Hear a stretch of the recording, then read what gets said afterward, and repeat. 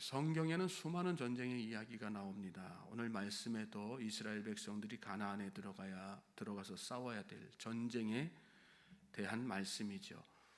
1절 말씀을 보시면 내가 나가서 적군과 싸우려 할 때에 말과 병거와 백성이 너보다 많음을 볼지라도 그들을 두려워하지 말라. 애굽 땅에서 너를 인도하여 내신 내 하나님 여호와께서 너와 함께 하시느니라. 이렇게 말씀했습니다. 내가 나가서 적군과 싸우려 할 때에, 이 말씀은 무슨 뜻일까요? 이스라엘 백성들이 가나안에 들어가기 위해서는 반드시 적군과 전쟁을 치러야 한다는 그런 말씀이죠. 그리스도인의 믿음 생활을 흔히 영적 전쟁이라고 합니다.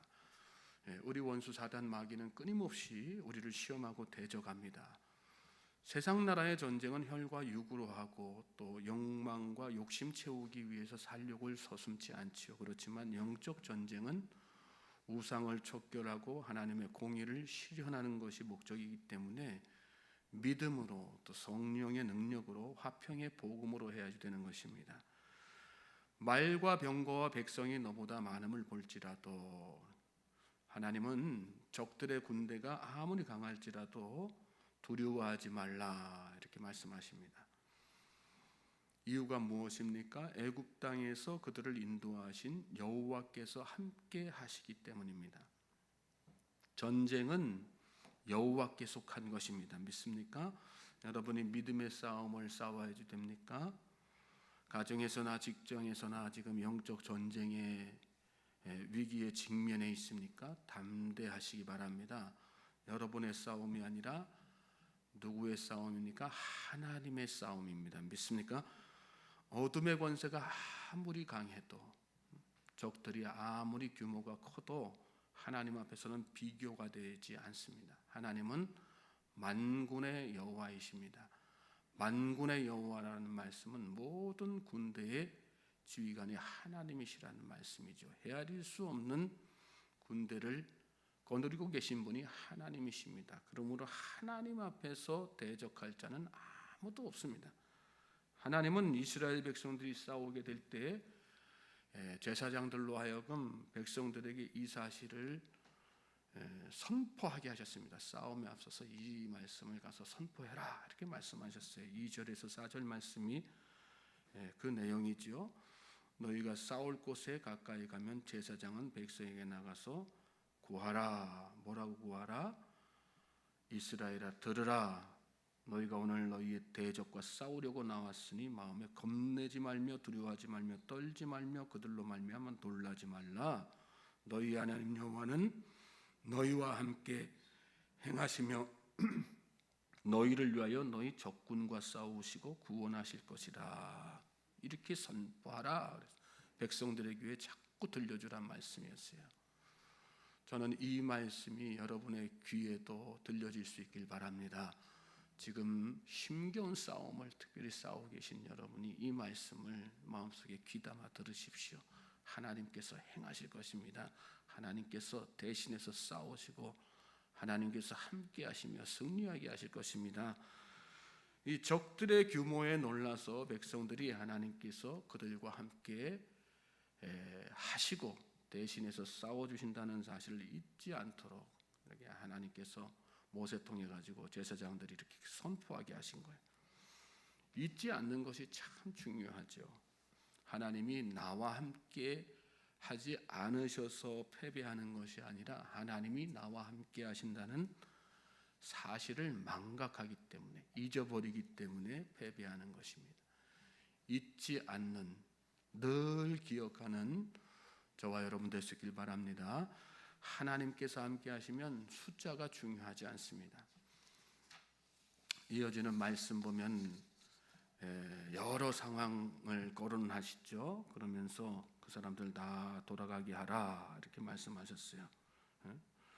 책임자들은 백성에게 말하여 이르기를 5절 이하에 새 집 건축하고 낙성식 행하지 못한 사람 돌아가게 해라. 포도원 만들고 과실 먹지 못한 사람 그 집으로 돌아가게 해라. 여자와 약혼하고 결혼하지 못한 사람 있느냐? 집으로 돌아가게 해라.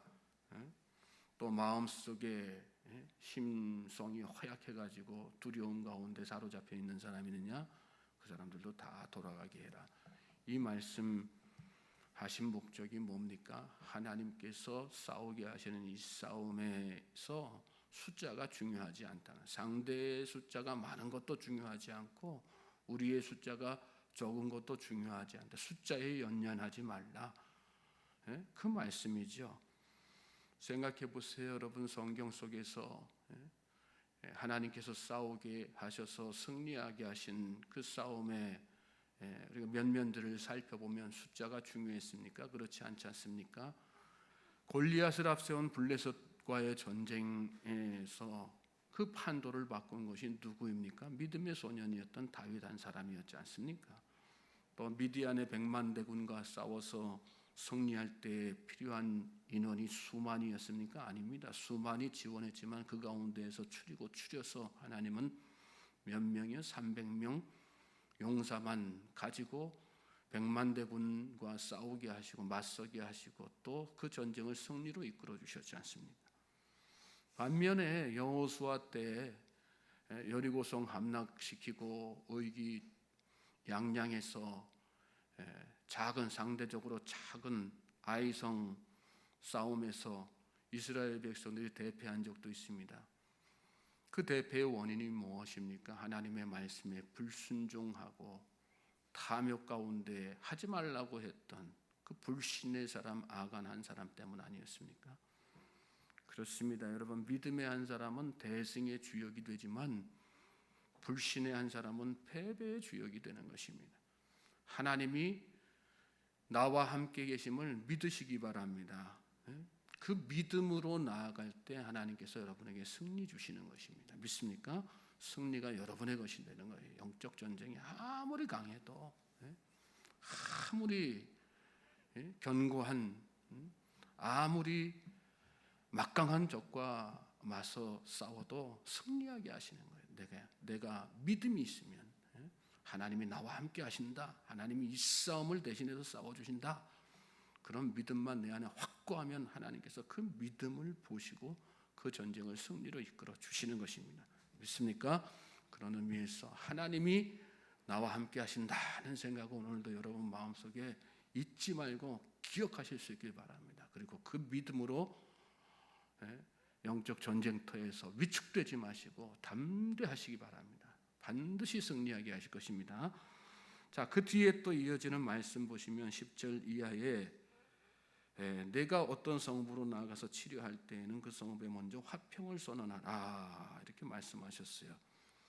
영적 전쟁의 목적이 어디에 있어야 된다는, 궁극적인 목적이 어디에 있어야 된다는 것입니까? 화평이라는 거예요. 화평. 화평 위해서는 화평할 수만 있다면 여러분 굳이 막 이렇게 혈기 부리고 싸우고 그럴 필요 없는 거예요. 목소리 낼 필요도 없는 거예요.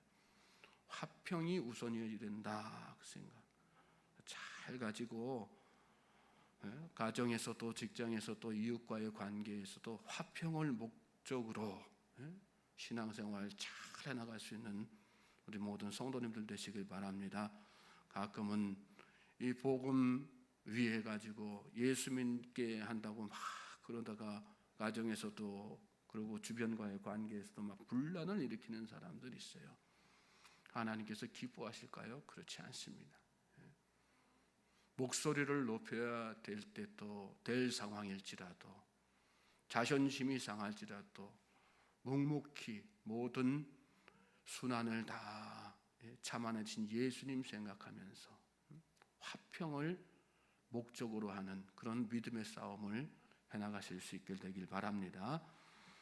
자, 그 뒤에 또 이어지는 말씀은 화평하기를 거부하고 대적하여 싸우려 하거든 성읍을 에워쌀 것이다 이렇게 말씀하셨어요. 그리고 그 뒤 16절 이하에 보시면 오직 내 안에는 여호와께서 내게 기업으로 주시는 이 민족들의 성읍에서는 호흡 있는 자를 하나도 살리지 말지니, 그러면서 가나안의 7 족속들에 대해서 일일이 다 거론하셨어요. 그 이유에 대해서 18절에 뭐라고 말씀하십니까? 이는 그들이 그 신들에게 행하는 모든 가증한 일을 너희에게 가르쳐 본받게 하여 너희가 너희의 하나님 여호와께 범죄하게 할까 함이니라. 뭘 말씀하시는 걸까요? 화평 거부했으니까 무력으로 진압해도 된다, 그 말씀 하시고 싶으신 것일까요? 그렇지 않죠. 악에게 전혀 틈을 내주지, 악은 그 근원부터 완전히 제거하는 그런 어떤 영적 경각심을 가지고 살아야 된다, 하나님의 백성이라면. 그런 것이죠. 아간에 대해서 조금 전에도 말씀드렸지만, 그렇죠, 이거 하나쯤이야, 나 하나쯤이야 하는 그 생각이 이스라엘 전체를 다 패배로 몰아가지 않습니까? 그렇습니다, 여러분. 우리가 세상 살면서 우리는 화평의 복음으로 세상을 향해 나아가야 되는, 믿음의 선한 싸움을 싸워야 되는 하나님의 군사들입니다. 특히 중요한 것 가운데 하나가 뭐냐면, 내 안에, 그러기 위해서 더더욱 내 안에 악에 대해서 틈을 주지 않는 그런 거룩에 대한 갈망이 있어야지 된다는 것을 우리가 잘 깨달아야 됩니다. 담대하십시오. 영적 전쟁에서 우리는 이미 승리하고 있습니다. 이렇게 새벽을 깨우고 하나님 앞에 나와서 기도하고 있다는 것이 이미 우리가 승리하고 있다고 하는 증거입니다. 또 화평의 복음을 선포하십시오. 혈과 육으로 하지 말고, 힘으로 하려고 하지 말고 화평의 복음 가지고 믿음으로 하십시오. 그리고 더욱더 경건하기를, 거룩하기를 힘쓰십시오. 그럴 때 하나님께서 우리를 승리하게 하신다는 사실을 믿으시고 이 하루가 그런 삶이 되길 위해서 열심히 기도하고 돌아가는 이 시간 되시길 바랍니다.